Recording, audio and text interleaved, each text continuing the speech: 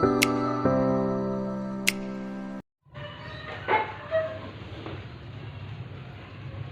pagi anak-anak.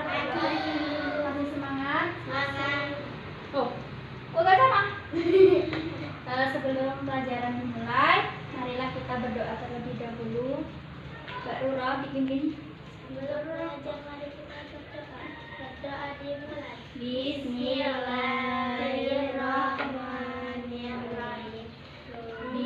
Billahi rabba wa bil islamina wa bi Muhammadin nabiyyan wa rasulah. Rabbi zidni ilma warzuqni fahma. Amin ya rabbal alamin. Puasa semua ini kan? Puasa.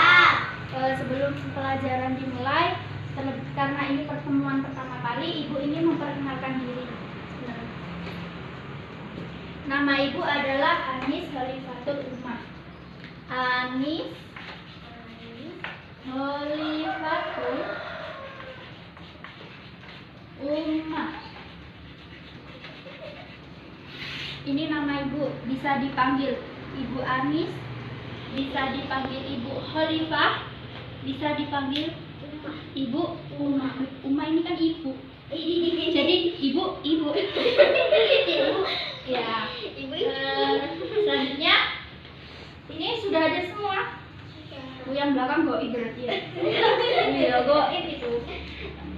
Ibu akan mengasen terlebih dahulu ya. Siti masuk. Hadir. Tania. Hadir. Mbak Nada. Hadir. Masih semangat ini ya? Masih. Masih pagi, harus semangat.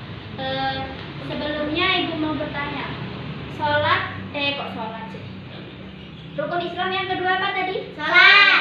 Iya, sholat. Nah, kita di sini akan membahas tentang sholat berjamaah. Siapa yang sholatnya berjamaah setiap hari? Enggak. Aku kacang jamaah. Paling tidak 1 hari 5 waktu ada yang berjamaah. Selanjutnya, apa artinya sholat berjamaah? Artinya sholat dilakukan bersama lebih dari 1 orang. Bisa 2 orang, Bisa 3 orang, 4, 5, dan seterusnya banyak ya. 10. Definisi sholat, ada yang tahu definisi sholat? Menurut, nggak ada yang tahu ya? Oh, ya udah, ibu jelaskan. Menurut bahasa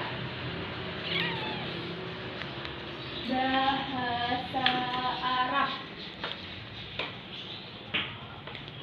sholat ialah perkataan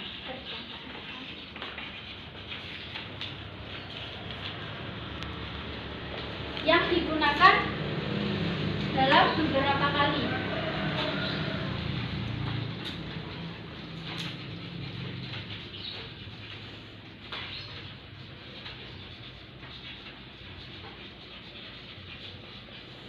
Beberapa, ditulis ya. Di antaranya,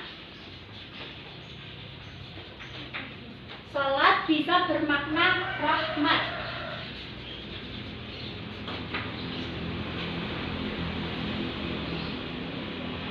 ampunan, atau doa. Kenapa kok bisa disebut dengan rahmat? Kenapa? Kok bisa disebut rahmat, ampunan, doa? Ada yang tahu? Ya udah, ibu jelaskan. Kenapa kok disebut rahmat? Karena di dalam sholat Allah memberikan rahmat, kemudian memberikan ampunan. Kenapa kok memberikan ampunan? Terus kenapa kok di dalam sholat itu bisa disebut artinya atau bermakna doa? Kenapa? Ada yang tahu? Intinya gini wes. Kenapa sholat itu kok disebut dengan doa? Kenapa? Ada yang tahu?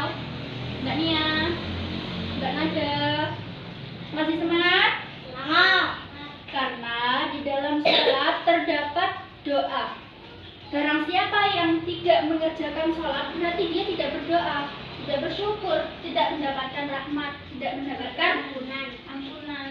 Kenapa kok bisa disebut dengan doa? Contohnya, Sami Allahu liman hamidah. Allah mendengar orang yang memujinya. Jadi Allah itu akan mendoakan orang yang memujinya. Minta, misalkan Mbak Nia minta, ya Allah berikan saya rezeki berupa ibu membelikan sepeda. Mbak Nia setiap hari berdoa. Nah, terus Allah mengabulkan karena Mbak Nia mengerjakan sholat, apalagi sholat berjamaah. Itu pahalanya luar biasa. Jadi kenapa disebut doa? Karena di dalam makna sholat itu semuanya adalah doa. Contohnya lagi ruku, subhana rabbiyal azim wa bihamdi, maha suci Allah yang maha tinggi serta aku memujilah kepadanya. Jadi Allah itu maha tinggi, kita itu sebagai manusia hanya beribadah, tunduk. Jadi Allah itu maha tinggi, kita itu harus memuji, yaitu dengan mengerjakan sholat. Selanjutnya, sholat menurut lahiriah.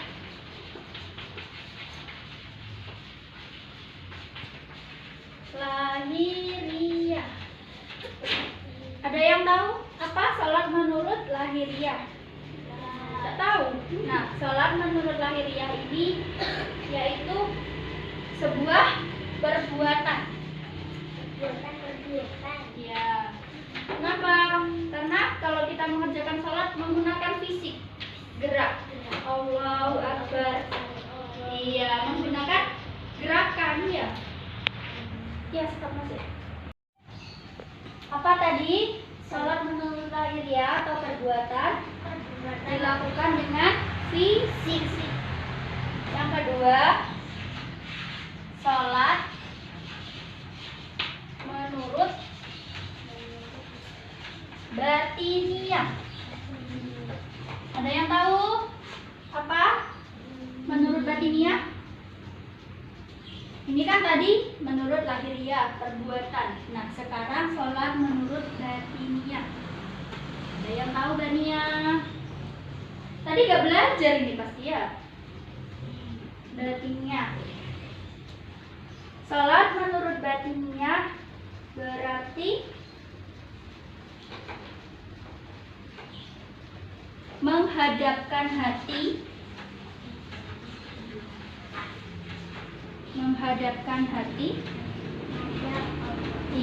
kepada Allah. Paham maksudnya apa? Sholat menurut batiniah. Iya, maksudnya kan yang pertama perbuatan, menggunakan gerakan. Yang kedua menggunakan batiniah. Maksudnya ketika sholat Allahu Akbar, misalkan Sami Allahu liman hamidah, kita itu membatin maha suci Allah yang maha tinggi serta memujilah aku kepadanya. Jadi antara hati dengan Allah itu ada hubungannya, menyatu ya. Bawahnya inna sholati, sesungguhnya sholatku, wa nusuki, wa mahyaya, wa mamati lillahi rabbil alamin. Sesungguhnya sholatku, hidup dan matiku semata-mata karena Allah. Iya. Jadi itu yang dimaksud dengan batiniah.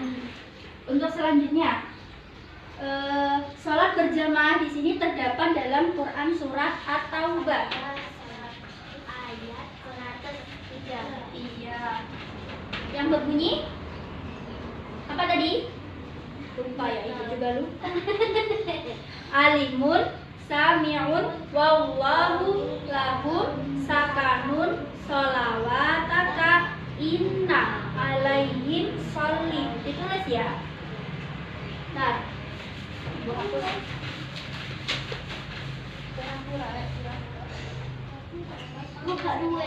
Alimun,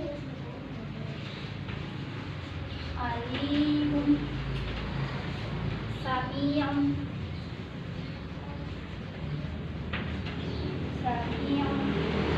wallahu Allahu lahum sakanun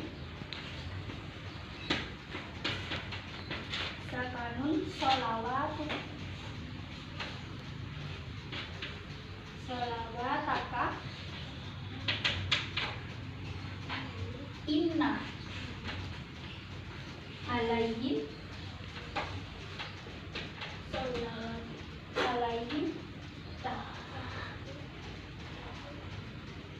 sholli. Bisa dibaca? Ayo dibaca apa ini?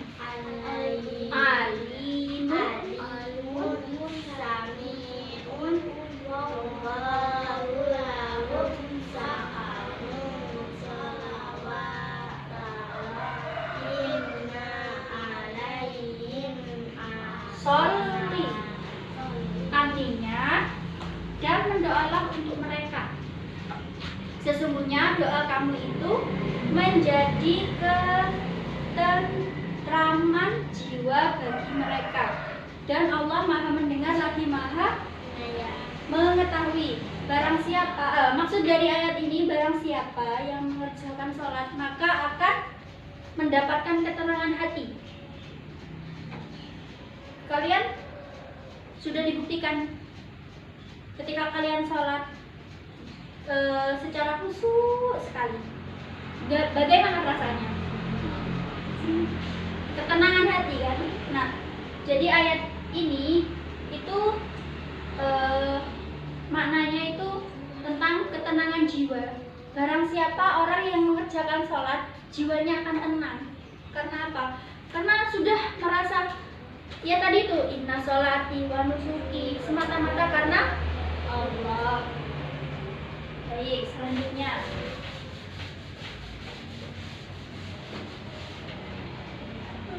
etika menjadi imam.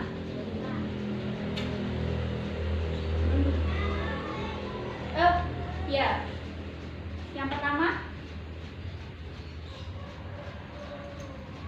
mengedepankan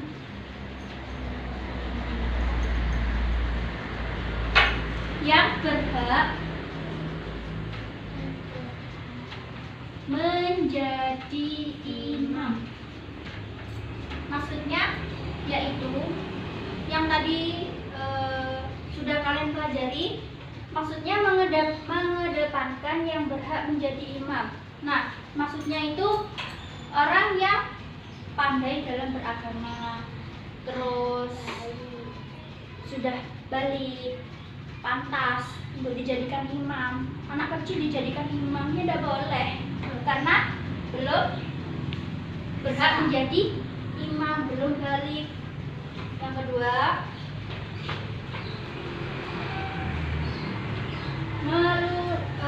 meluruskan shaf.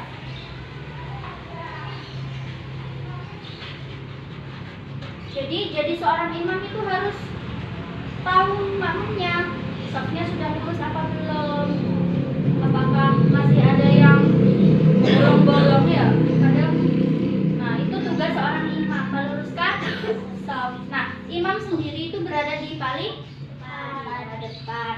Yang ketiga, imam memperpendek sholat.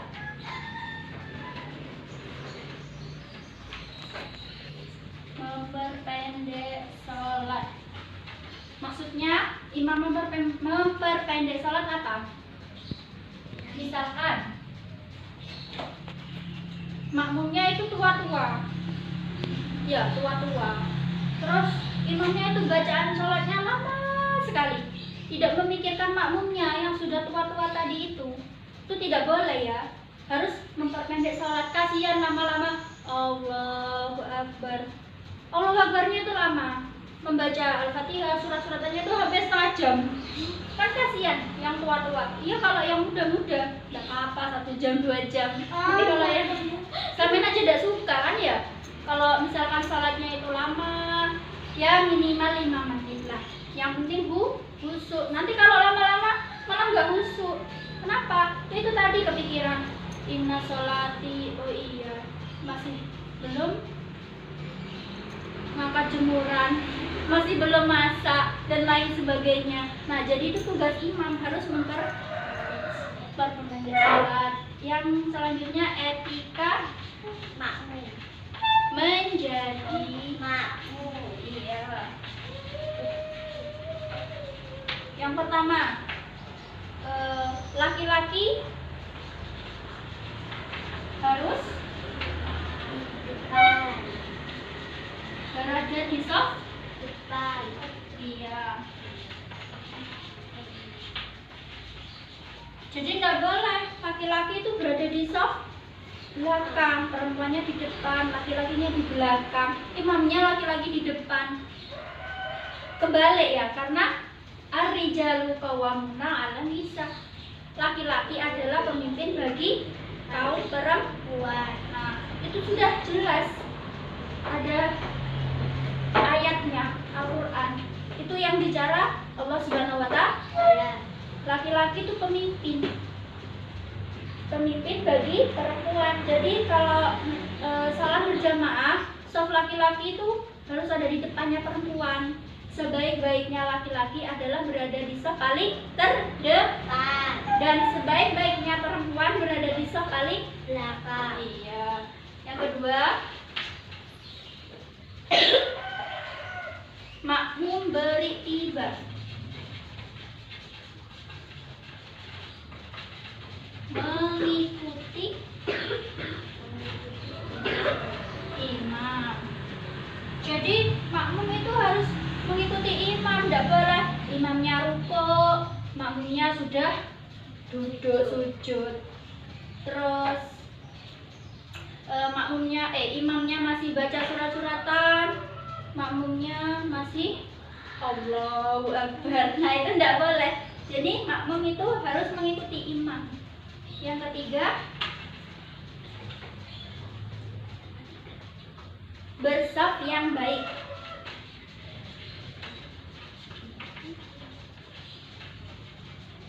Jadi sebagai makmum itu harus sadar diri, tidak boleh harus nunggu imam yang paling ujung depan menyuruh makmumnya, ayo, safnya diluruskan. Nah, kita itu harus sadar diri ya. Bagaimana cara menjadi makmum yang baik tanpa disuruh sama imam sudah lurus, sudah bagus. Jadi tidak boleh apa ya, bahasa Jawanya itu kardimin. Iya, kardimin. Bagus ya. Selanjutnya, adapun syarat-syarat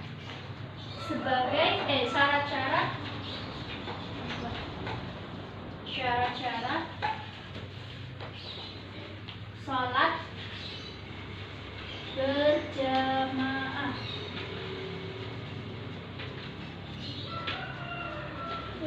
Ada yang tahu apa syarat-syarat sholat berjamaah? Nanti kalau bisa ibu kasih hadiah. Syarat sholat berjamaah. Iya, apa? Harus baik. Syarat-syarat sholat berjamaah Harus baik. tadi sudah termasuk dijelaskan ya, masuk Harus lurus. Harus baik. Imam apa tadi? laki-laki di depan mengikuti imam. Iya, makmum hendaknya Iya, Pak.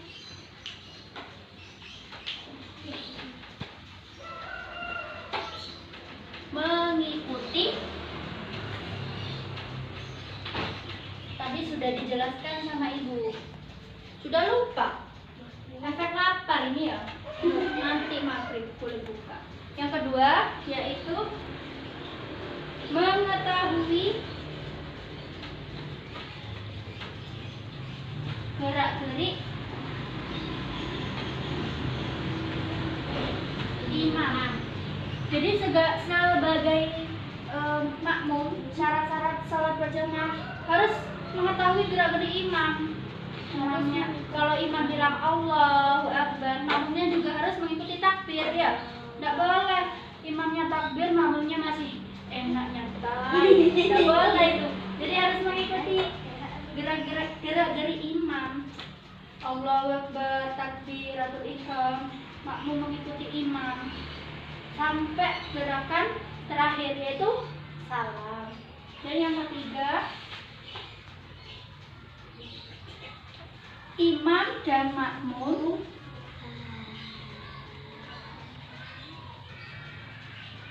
harus satu tempat. Kenapa harus satu tempat? Misalkan Barura menjadi imam, Bania makmum, Mbak Nada makmum. Barura sholat di musola, Mbak Nia juga sholat di musola jadi makmum. Kemudian Mbak Nada, aku tak jadi makmum, tapi aku dari rumah aja, gak usah ke musola. Gak boleh ya. Jadi antara imam dan makmum harus satu tempat. Ngerti maksudnya? Mungkin ada yang ditanyakan?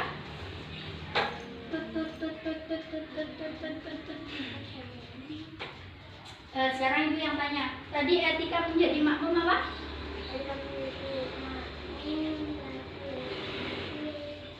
Gak boleh melihat di depan.